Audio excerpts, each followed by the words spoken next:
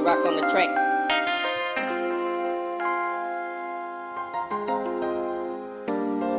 It's the Immerse Podcast, 360 degrees, shedding light for the people and everything we need.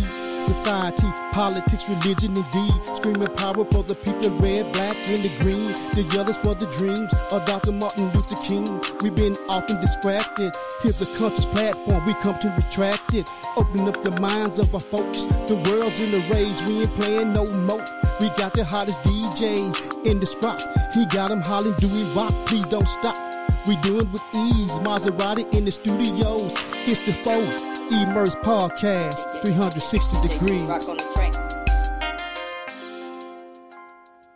Welcome to Immerse Podcast 360. I'm your host, Maserati. We want to thank you for tuning in. No matter where you are in this metaverse world, we're going to continue to bring you the best quality content and formula that we know how. We want to thank you for tuning in for this community garden where we're reaching into Bastrop High School and pulling out one of the finest. This show is being brought to you by Involved Social and Civic Club, where we understand the social and civic needs of love, learn, live, and laugh.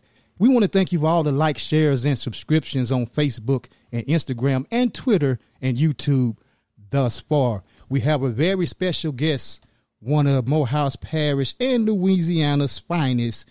He was born October the 10th, 2004 to the proud parents of Chastity Nicole Kennedy and James Mantell Fraction. He was first known for entering into the spotlight for his social studies project. The National Spotlight was an award-winning social studies project, School to Prison Pipeline. Is this the new Jim Crow? The project went viral on Facebook with over 1 million views and over 100,000 shares. His project won first place in the Region 3 Social Studies Fair of Political Science Division, grades 6 through 8, the University of Louisiana Monroe, February the 1st in 2017. Now he's a senior. He has to continue to excel as an honor student. He is a member of the Mu Sigma 4H and SGA historian. He has been nurtured and inspired by staying heavily involved in grassroots empowerment organizations. In November 2019, he had the opportunity to present his bill on the floor of Louisiana State Legislature at the state capitol in Baton Rouge, Louisiana. During the annual statewide YMCA Youth Government Conference, he was one of only 15 students, y'all, out of 200 to have his legislation passed by the youth legislator. After graduation, he plans to take his talents to Southern University, where he plans to major in psychology. He is focused on becoming a forensic psychiatrist and business owner. On top of all that, he plays free safety for the mighty Bastrop Ram football team. His recent honors, y'all, check it out: BHS 2022-23 Student of the Year and LHSAA Beyond the Game All Academic Football Team honors. He strongly believes education is the passport to the future, for tomorrow belongs to who prepared for today. Malik El Shabazz, Malcolm X. Ladies and gentlemen, I give you the scholar, the expert of School to Prison Pipeline, Mr. Jalen Markel Kennedy. How you doing today, Jalen? Hey there. I'm doing good today. How you doing, man? Brother, we glad to have you on. It's an honor for you to be here with us, bro. How things have been going for you? Everything been going good, man. I'm just continuing being blessed by God with all the achievements I've been getting recently. I'm just excited to be on the podcast with you. Yes, Jalen. We are very honored to have you, bro. We know that you were known nationally for your science project when you were a younger man. Kind of share with us the inspiration and the motivation behind the School to Prison Pipeline project that you're well known for. Oh yeah, that was kind of during my middle school career. I think like with me, my mom, my sister, and my stepdad, we had decided we knew okay, it's a project coming up, and we didn't think it would become that big, but I knew I wanted to do my project with something of substance that kind of relates to me and my people. And so it came down to the School to Prison Pipeline, and then everybody knows that talks about how with different schools and places in America have these strict policies where like one mistake and you out, and they saying they can have you expelled or suspended from school, and then leaving kids being out of school, not having anything to do, not being able to learn, therefore like losing their education. When you're at home, if there's a black male not being in school, you're gonna find something else to do, and that leads to like being mischievous in your community, being arrested because you're out of school for so long, and now you're behind in classes. And so I did that, and it was inspired by like just my little knowledge I had on it, and want to do more research. So I did a project on it, and it not unexpectedly it blew up, and that's how I got here. Right, Jalen. We all know you're a very intelligent young man, and to take on a project such at an early age as school to the prison pipeline and have an understanding, I consider you an expert on the prison pipeline. But I want to know this, Jalen, from 13-year-old Jalen to now senior in high school Jalen, what more insight do you have on the school to prison pipeline? How do you see it now compared to when you were younger? Well, one big thing is it haven't really changed in my community or in the country as a whole when it comes to like our system being better, our school system being better. There's still policies in place. Even at my own school now, it's where if you have a phone on campus, you're caught with your phone, it's a 15-day suspension in our school.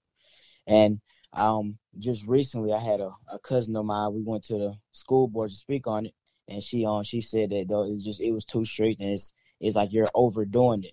And that's 3 weeks of school you can't get back. You can't make up that work or anything like that. And so, for me, 13-year-old Jalen, I thought I brought like a shining the light to it in my community. But to this day, our school board members that put those policies in place, and then and a few that stayed on there and kept them in place, it just continued hurting our community, hurting our kids, and hurting us as a whole. Right, Jalen. And you know, that's very inspiring. You're a very inspiring young man, and just to hear you speak on those points about how things are relevant even to you today. You understand the necessity of education. But Jalen, kind of share with us, how do you continue to maintain your focus when you see a school system in your community steady crumbling? How I remain focused? Well, Yes, sir. I just want to thank my mom for staying on top of me academically. You know what I'm saying? I can tell, like, as a kid, I know I do my work, but my mom just being the parent that she is, pushing me to continue to go hard and all that, not letting what goes on around me affect me too much and help me have my own mind as a kid. So that's why I continue to make sure I stay on top of my grades. I continue to do stuff in the community. Like with her, she has a charity organization. I help out with that. I just continue to kind of like look straight ahead in the tunnel, kind of not, you know what I'm saying, being focused on one thing at one point. And right now, for me, being graduating at the top of my class, at the top of my class with my others, like top number 5 in my class, graduating top number 5 in my class, and just helping her and going to college and finishing it out. And hopefully when I go to college, I continue achieving and doing stuff, bring shine a light on my community in a positive way, and when so many people look at the negative. Right. You know, Jalen, and you bring it all in perspective. But for your generation, would you kind of, before we take an intermission, would you share with them what exactly is the Jim Crow law? Okay, the Jim Crow law, that's something that was put in place back during the 1950s, 60s, and it was just a way for they know, okay, they just a way they knew that it was like separate but equal. So they had us doing like we had different schools from our white counterparts, and they had better books. They had a better system where we got like the like kind of like the boobs at the bottom of the totem pole and everything, and they believed it to be fair. It was just a way for them to be able to keep us down and kind of make it kind of legal in their eyes, if in a that kind of way. A better wordplay, I think. Jim Crow, it's like it was racism basically. Right. And for some clarity on it, you know, Jim Crow was set into place to keep the downtrodden always at the bottom. Am I correct? Right. And you know, Jalen, you know, just looking back over the things you have accomplished and you're steady achieving things, how do you feel about education versus a skill? Where do you place the value when it comes to that? So like trade, when you say skills, something like trade, like building or something like that? Yes, sir. I feel like in my opinion, I feel like college is not for everybody by any means. I feel like both is needed in our society right now. I have a few classmates or friends in my class right now who's going to be going to Delta, attending Delta for the next 2 years for welding, and one of them want to be an electrician. And I feel like those are two important trades or skills that we need in our country, especially in the Black community. You know what I'm saying? Having those, like having a local Black electrician or a local welder to help. You know what I'm saying, around the community that we can call on, somebody that we know. And for college, if you feel like college or 4-year university, if you want to go to college, you should get a degree that you know that you need a degree in, because some people go get degrees and don't use them. And that's like with me. I want to go to college, and the reason I want to go to college is be a psychologist. And I can't just and you have to have a psychology degree to become a psychologist. And for me, I want to be a forensic psychiatrist. I need to go to medical school and all that. But it's some people who's business owners who don't have business degrees, that therefore you don't really have to go to college for that. You see what I'm saying? Yes, sir. Yes, sir. I'm with you, Jalen. So I'm saying, so people who believe we gotta go to a 4-year college, you get a good job. You don't have to do that. You just have to go to a 4-year college to go do some specific. Like me, I want to be a forensic psychiatrist. I can't do that just by online or finding out how to do it, reading books and all that. You have to be certified and stuff like that. You have to go to medical school, pass the board, take the test and all that. So I feel like college, it just depends on who you are as a person, if that's you or not. Exactly. And you said something very, very true, that college is not for everyone.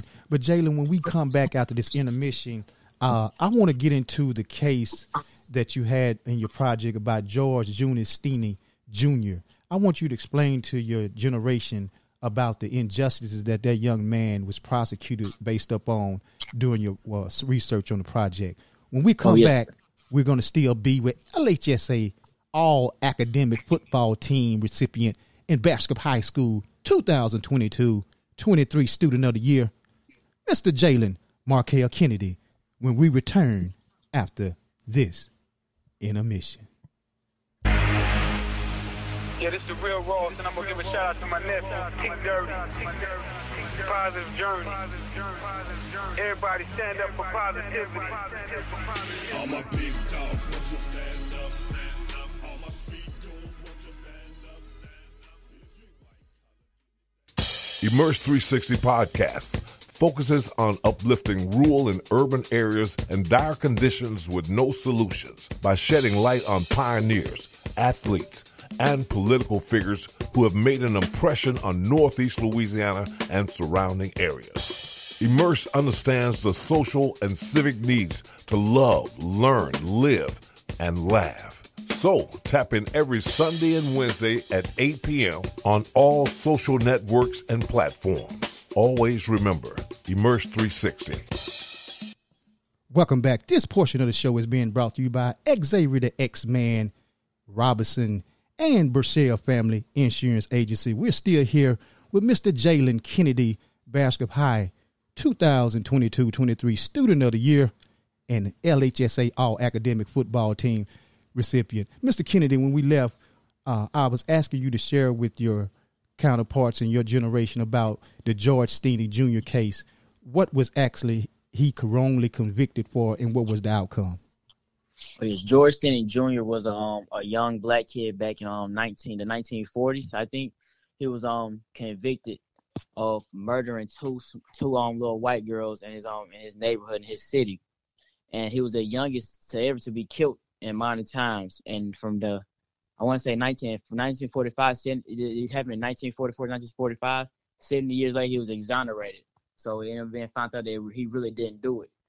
But the reason why they said it was him was because it was him. It was said that him and his sister was the last one to see them, and his trial lasted, I want to say, 2 hours. And he was convicted within 10 minutes, and he was questioned without his parents being there or his parents being told anything.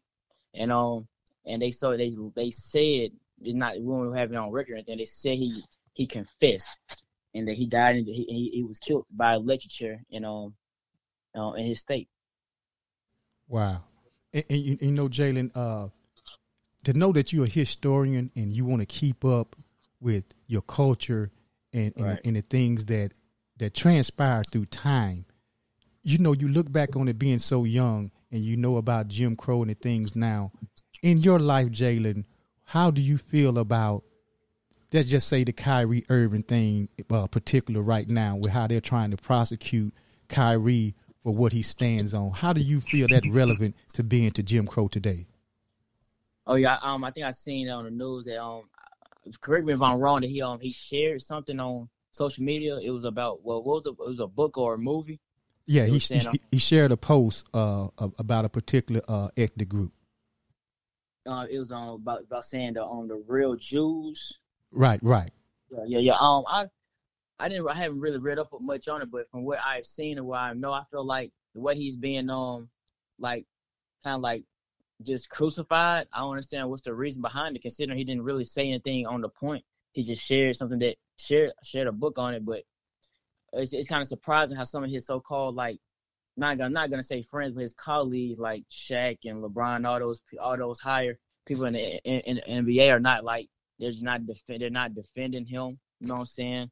And they're kind of like they're going at him too and about it. And it's crazy how everything just him sharing that one little thing, how it was interpreted. Him saying that he hate the Jews, or the Jews are not they're not the original people, and all that. Just how he just kind of twisting his words around, considering he didn't really say anything. He just shared a post. And it's kind of how like what happened with George Sennett in a way, just not being able to tell his side of the story, kind of like Kyrie. It's just like his own perception of a person, and not, you know what I'm saying, how they see somebody. And he been being crucified for a while now.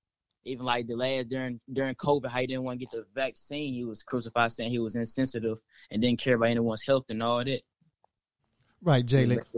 Right, and I look at you, and I kind of look at you being in that light, you being that voice for your generation, and you standing on your square, what you believe in, seeing the ridicule that certain celebrities and athletes go through standing on their square. How do you feel about the ridicule or the backlash you may get for standing up and opening up the mind of your people? Well, it's called, I feel like, is the real quote I've gotten in the past, and I'm going to get.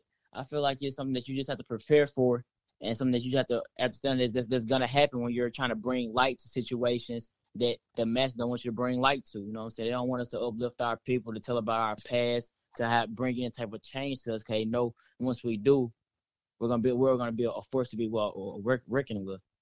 And I feel like, you know what I'm saying, eventually when I start back getting ridiculed for things I'm doing, I'm gonna take it. I'm not gonna really take it to the heart. Just roll with the punches and continue doing what I do best, and that's uplifting my people and telling them about the everything in life. Yeah. Right. And I know your mom.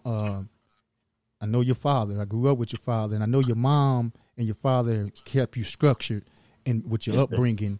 Now, I want to know this here, Jalen, from the heart. How do you feel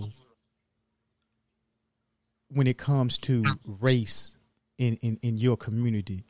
Do you actually experience racism, or do you experience more lack of opportunity? I say a lack of opportunity for sure, and I can't really say I feel racism, because it's a majority black community and school system, and I'm not really in contact with any other races other than black people. I know I felt it sometimes when I was young, when I went to Morehouse Magnet. I felt like some type of racism sometimes when I was young, but now it's just majority black, and it's like back then I had more opportunities, but it's like once you start losing kids and all this, and now I'm just like, now that I'm at Bachelor High, I don't have as many because of the road that we went down on these so many years, and so yeah, lack of opportunity for sure. Right. You know, and that's something that your organization focus on, some of the nightmares that the families and kids face across America. And your journey has taken you to speak at colleges, Langston University, Colorado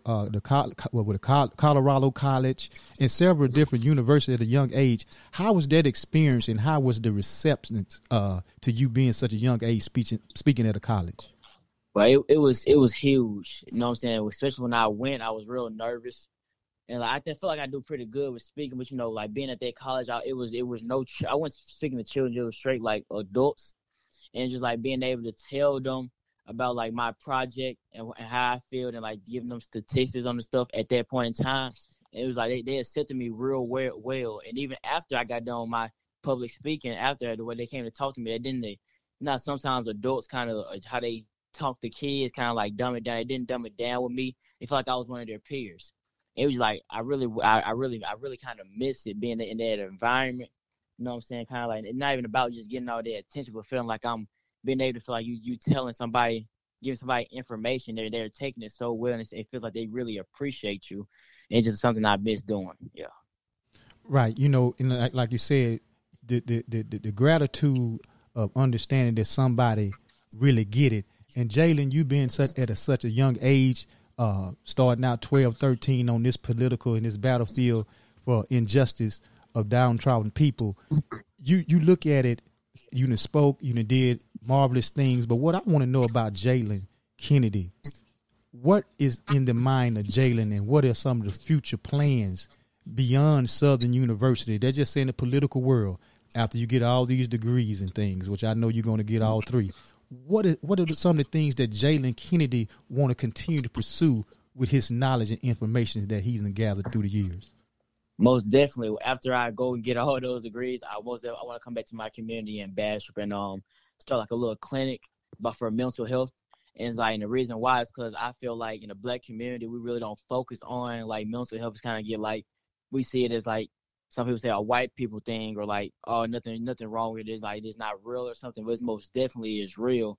And I feel like I want to come back in my community and bring light to that. I want to start a clinic helping in the school system and the communities, being able to talk to our young Black men, young Black women and men in the community who needs that type of help. You know what I'm saying? 'Cause it's hard growing up in what's called like a poverty household in the community with a lot of shootings and killings. You probably don't understand how that affects us mentally. And some kids just say, oh, you know what I'm saying? We don't really trip about it. We don't speak on it because it's kind of become a norm, but that's not really, it shouldn't be a norm in our community. It's not a norm in anybody else's.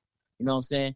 And so I feel like my job, once I go and get my degree and I get a job and I get the money for it, that's one of the business I want. So I want to start a clinic, you know what I'm saying, in my community and help out everyone who needs it. So pretty much, Jalen, at school, you empathize for a lot of your classmates because you know the struggle they're going through. Oh yeah. Well, I'm not gonna say I know the struggle, but I know like seeing them and like who like people in my community who we lost. I didn't know this kid personally, but we had somebody who died recently, and he was part of our school a lot. He made everyone laugh. He was a good kid. I don't want to say his name, but you can just tell the energy when he was killed, the weekend he was killed, how everybody at school was just down. And at my school they had somebody say, you want to talk to somebody, come talk to so and so. It was something that I had never heard or seen before. You know what I'm saying? And then you was able to talk to her for a few days, and after that you have to get over it. You know what I'm saying? But it's like that is hard, being able to just see somebody that you grew up with. You know what I'm saying? I'm not gonna say I was friends with, but just being able to see him one day at school, one Friday at school, the next Monday he's not there. Right. And right. It's not talked about enough, and it's like we just need to focus on, you know what I'm saying, how to cope with losing somebody like that. You know what I'm saying? So Jalen, what you're pretty much saying is that when you have a kid that has notoriety or he's popular on campus, and then something happened to him, is no type of consoling for the kids or even the faculty, for that matter, at the school? No, sir. We have something like for physical sickness, but you know what I'm saying. But being able to go and talk to somebody, we don't have that at my school. No, sir. Wow. So Jalen, and you speak about the mental health part of it, and it's very, and look, God knows that it's very important that we put more emphasis on it. And that's something that you want to deal with being a psychiatrist. From your young perspective right now, what are some of the most severe things you see dealing with your peers right now? So I would say the drug usage. You know what I'm saying? Being able, like, how you have Snapchat on social media, just being able to see what everyone's doing on with their off time. I feel like that's a big thing. And some, you can say like, oh, they're trying to be cool, but some people really be. I feel like my peers are doing this smoking, the drinking. It's kind of like they're just trying to drown something out. You know what I'm saying? Not think about something, a way of just like to take their mind off of everything that's going on at their house or at their school with their family and all that. And I feel like that's something that's big that affects my peers and what my young mind sees. Yeah. Right. And, Jalen, and you talk about the violence, and we know Bastrop, we're not in the best place right now. But from your perspective, Jalen, what do you think would actually really take it to turn it around from an educational and a community standpoint? For to turn around in what sense? Like the violence, the killings? Just us as a community whole. It wasn't like that when you was growing up. Even though you're young, you had some good childhood days, and to see it all vanish away, the next generation may not have that opportunity. As a whole, Jalen, what do you think that it may take? Well, first and foremost, and it's going to be hard, is like we have to come together as a community. And sometimes we have to, like, our different generations. And what I mean by different generations, I mean like the older group, like the people like my mom and people who are older than her, kind of just goes to blame the young, like people my age, the young people, the new people. And I just feel like it all comes down to like how our generation was raised, and it's just like there's so much hate and anger in us, but it can't just all be put on us. So I feel like first thing and foremost, we just have to kind of like break that chain of like how we raise our sons and daughters, and people need to stop being so scared. Like when you see something, say something, And a lot of stuff we don't kind of like bring to light. Like I think just recently we had a shooting. This man killed his baby mom and all that, and just like stuff like that. I can't really say I can't really give you no solutions, but I feel like the first thing we have to do first is as a community come together and just let it be known, like, hey, we need to start like a neighborhood watch and be able to, like, hey man, we need to stop this. You know what I'm saying? There has to be some type of leaders in place to finally say something, like, hey, this is what we're gonna do. This is the first thing we have to do. Right. And Jalen, we're gonna take another intermission, and when we come back, we're gonna continue and bounce back to the school prisoner pipeline project, and we want to get more insight on the dynamics that you came up with, the different rules and the structure and the points that you made emphasis on in your project when we return after this intermission. We're still here with Mr. Jalen Markell Kennedy, Bastrop High School Student of the Year, when we return after this intermission.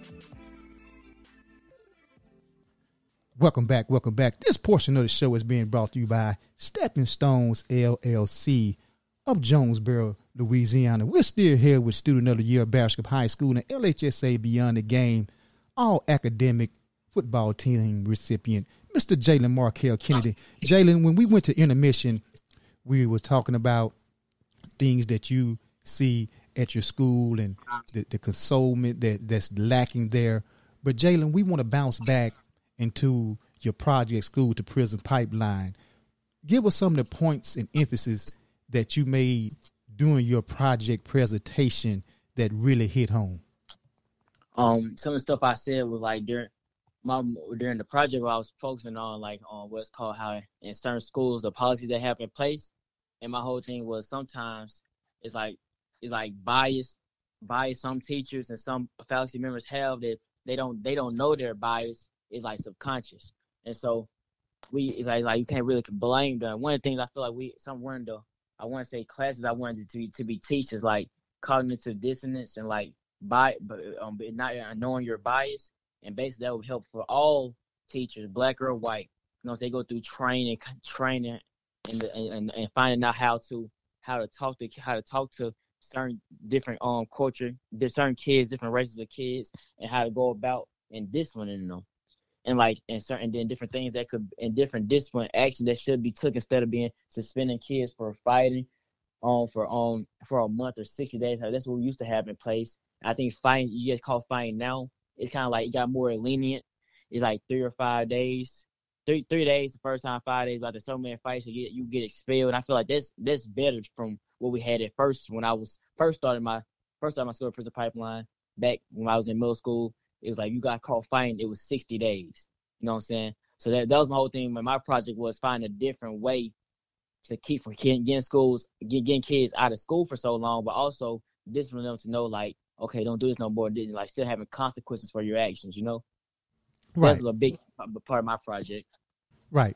And pretty much what you're saying, Jalen, when you said earlier, when you have that lack of and that idle mind, as they say, idle mind is a devil workshop. When you're suspended from school and you got 30 to 60 days just to sit around, you're going to find other things to get into, you know, and that's so true. And I'm so glad that you came on the show and you gave us some insight. Now I can understand better about the protests you guys went through at the school, some of the frustration of the parents and the students and the body, the faculty and staff.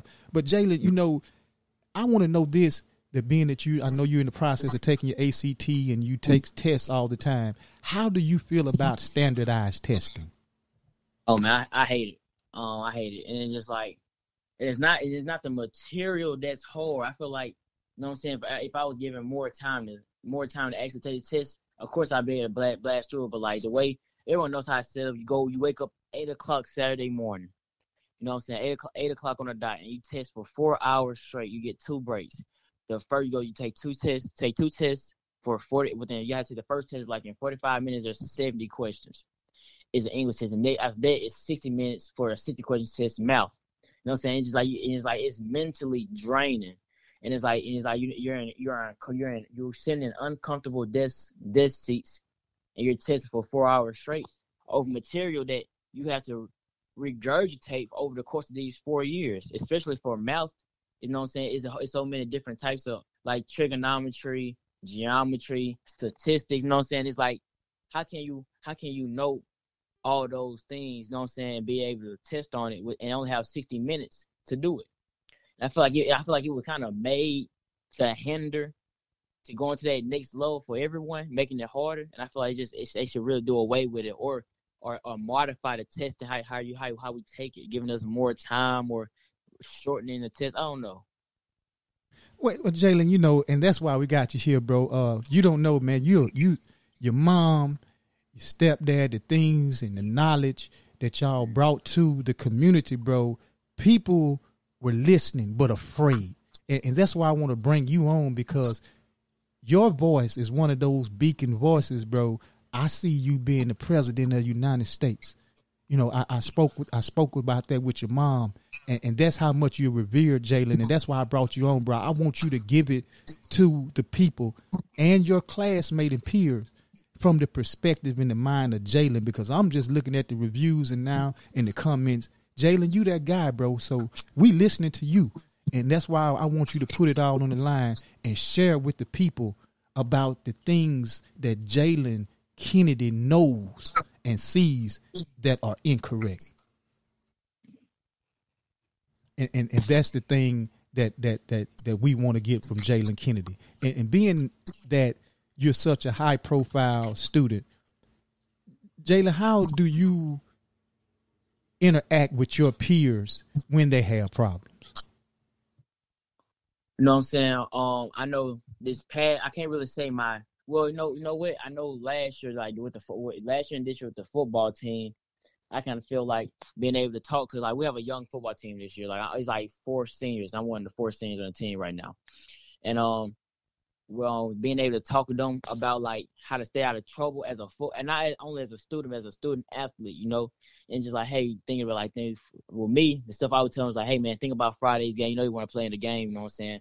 Just be able to like control their anger a lot. It's like, and it's hard being at school when like you have teachers and administrators, they always focusing on the bad, and it's like, the only thing they're worried about is like, oh, you have this on, I'm finna give you your 3 days. You know what I'm saying? Well, you have a hoodie on, you get suspended and all this. And I feel like another way to help avoid the pipeline is, and as students, as teachers, as administrators, they should all try to recognize the positive behavior we do. You know, the good thing they see, you know what I'm saying, and put in place like activities or rewards. Because like when you always focus on the bad, of course you're only gonna notice the bad. You know what I'm saying? So like with me, what I tell my peers is try to, first of all, try to stay away from that crowd of kids. You know what I'm saying? Who's always doing something. You know what I'm saying? It's like we don't try to hang with like the gang bangers. You know what I'm saying? The people who want to try to sell drugs. You're a football player. You know what I'm saying? Hang with the football players. You know what I'm saying? Separate yourself from that. And I feel like my people, some of my football friends, they've done a better job on doing it this past year, my senior year. You know what I'm saying? Staying out of it. They're not sitting with those people at the lunch table. You know what I'm saying? They're going straight to class and all of that. They understand like their priority. You know what I'm saying? It's school first, and then football. There's no time to be sitting there always playing around, fighting in that mess with those kids. You know what I'm saying? So I feel like this is a way how I help my peers and help my fellow teammates get through high school. You know what I'm saying? Telling them to stay focused and you know what I'm saying? I'll focus on a goal. Right, and you bring it, like I say, Jalen, you bring it all in perspective for your peers. You giving us a vision on the situations and the things that are going on that lead you down the pipeline to prison if we don't focus on the structure of education. And Jalen, before we let you go, it was a rough season, bro. You hung in there, you stayed steadfast, and you waited on your opportunity to become a starter, and it happened your senior year. It was a rough season. Kind of tell us about the morale with the basketball football team, Jalen. Well, we went 1-9 the last 2 seasons, and a lot, you know what I'm saying, as they should. The community was mad, the players was mad, the coaches was mad, and the morale we had this year, it was bad. Like it got to a point where, like I want to say, the second to last game where I came to practice Monday, it was nobody in the locker room. It was like me and 7 other people. Everybody so called. It was like, oh, we quit. We tired of this, right? And just like the coach or something, the head coach, Sherrod, went down to the school and grabbed all the football players he saw, brought them back down here. And he talked to us. And then we had an athletic director, his name Brad. He talked to us too, right? And just kind of like being able to, and it's like, I guess they gave us words of encouragement, but basically was like, man, you went this far, you might as well play these last 2 games. That's what he basically said. I felt the reason why, and I cannot honestly say and just sit here and just blame it on my teammates or on me entirely. It's like the coaching staff. If you have to be there to see it. It's like you can just tell like the energy is real timid, and it's like you don't really know who's the leader and who's not the leader there. You know what I'm saying? We had a head coach, our head coach Sherrod, and he kind of, you know what I'm saying, he tries to put his foot down, but we know he has a boss too. And when your boss is in there, he's talking to the head coach in a way. He's talking to the other coaches in a way. He considered it, even though they're grown men, they blatant disrespect. As young males, not only as black males, as young males, we see that. So we see like, okay, yo, you let a grown man talk to you like this, or he's able to go in here, he do this stuff like this. Even if he's your boss, it should be a level of respect given to everyone. And when those young kids see that, it's like it's hard to control attitude. It's like, man, I'm not gonna respect you. You're not respected by that man right there. Why should I respect you? You know what I'm saying? And then when it comes to like trying to implement new plays or try to bring in players like from different, like we have, you know, it's an offensive defensive side. We might be that defensive player who's needed on the offense side, but they don't even want to do that because they feel like, oh no, we already got somebody for that position. Even if he's not good at that position, he been doing. We don't want to step on nobody, no parents' toes, or we don't want to step on no coach's toes. You know what I'm saying? So it was a lot of, I want to say, not even favoritism. I'm not even talking about this year alone. I'm talking about my whole high school career. I've been having to go through it. The favoritism, the picking and choosing, and then it's like it was like a kind of, from my sophomore season going into my junior season, is being a young starter. I started some games my sophomore season, and I got to a point to where like I kind of stopped starting, and it was like this older dude started over me, but he didn't come to practice Monday through Friday, right? And so my peers seeing that, the freshmen, I was a sophomore, so the freshmen seeing that, Then my junior year, these new freshmen, it was the same thing my junior year, not starting because he want to put him in, even though he never come to practice. He come Thursday and Friday. He come Thursday to learn the plays, and then Friday to get in. So it's not so boom, you expect 3 years of us seeing how you let him start over everybody and not practice. Why should they come to practice? And you know what I'm saying? At all, you know what I'm saying? Just like you can't just sit there and let certain kids do this certain stuff, and then the other kids gonna feed on that. So I feel like we just right now for them to be better for this next incoming season. It's the same players. You know, what I'm saying? It's a young team, so, and they're not gonna respect the same coach they've been disrespecting. It's time to bring in a fresh face. You know, what I'm saying? Not saying they're a bad coach, but like you kind of like already shown your true colors, not only as a coach but as a man, sitting there and letting so many people disrespect you. So now I feel like I have to bring in a new face. It has to be more strict down there also. Like hard, not that hard coach where like you still respect the kid, but like none of that playing, none. Let it be known who's boss. You know what I'm saying? Who's the actual coach and who's gonna run everything instead of just sitting there and letting everybody have their turn of the day. Who's gonna be the head coach? And that's what really missed us off these last 2 years, in my opinion. Why we went 1-9. So you're saying pretty much, as a whole, as a community, as a football team, as a program, as a people, our social structure has gone away. And can I say that, Jalen? Am I correct with that? Yes. Yeah, you're correct. Yes, sir. And Jalen, you know, for you to let us inside of the mind of Jalen Markell Kennedy, bro, we are so honored that you took our time out your day. I know you got a busy schedule. You always have things to do. You may have to do some studying or something tonight. I know you. But the thing about it, Jalen, it was so important for us to have you on because you're the very first one from your generation to be on Immerse 360 podcast. And you are the beacon light, and you are the future of Morehouse and Bastrop, Louisiana. And Jalen, I just want to tell you, bro, I know that Mantell, Chastity, your favorite person, your sister Javier, your grandparents, everybody in your family, bro, we rooting for you.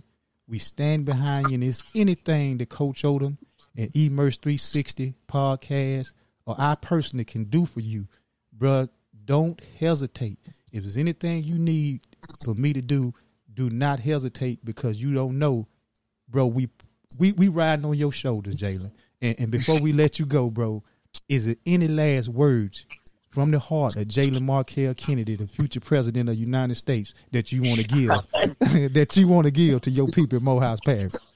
Man, I just want to say this is like not to give up. You know what I'm saying? If you're sitting on your butt right now, you're part of the problem. And that's all I want to say. That's the last message I want to give though. You know what I'm saying? Before going down to Baton Rouge and continuing my education.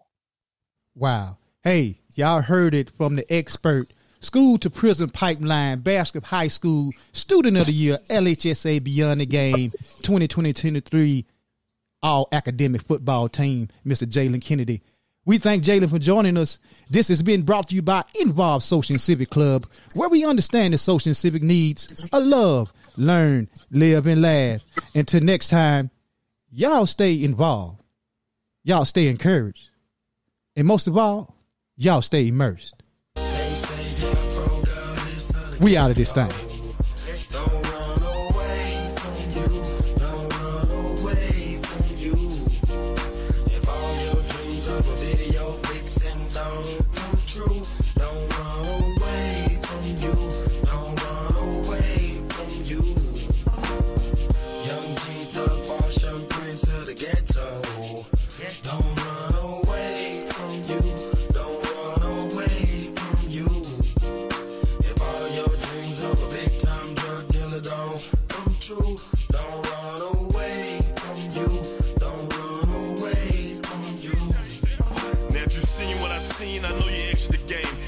Catch 20 to life over crumbs of cocaine. How could this happen to us?